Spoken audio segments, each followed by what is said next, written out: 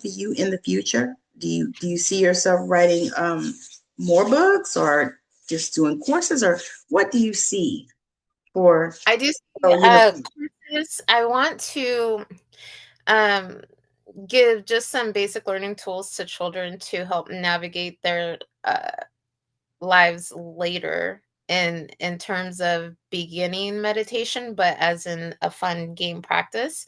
For example, I had this child, he was on the spectrum and he would have issues with loud things. And so I would teach him to draw circles. This is going to quiet his mind, bring his attention to him and his body and his personal space. So he's taking that time to draw those circles, okay? Where you can name it whatever, call it whatever, but you're just taking the attention, putting it on the hand, draw some circles. Essentially, it is the Fibonacci sequence, the seashell, the infinity into each other. So whatever you want to call it, like a tunnel or whatever. Okay. And so I tell him to do that. And then I tell him to put his hands over his ears.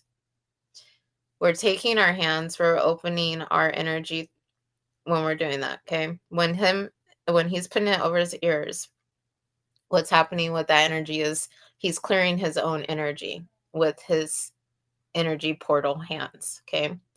So then he's quieting all the noise in his head down and bringing himself back to 0 point by himself. Okay.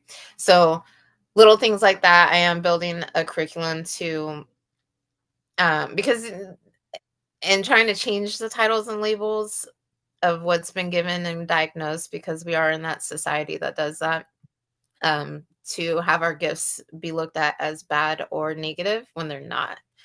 I've been told I have ADD, ADHD, dyslexia, which all may be true, and to that version of whatever they want to call it or label it. But I have found those are actually my gifts. So when I'm being dyslexic, it comes from the fact that I have past lives as a person that reads vertically, whether it be from like Egyptian times or Asian cultures.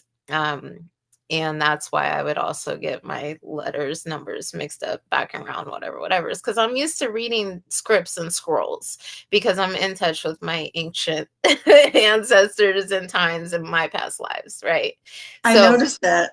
yeah, things like some of the stuff, it really doesn't matter. It's just another, tool that we have to utilize in this lifetime. But in other lifetimes, it interferes because we're already used to it in a different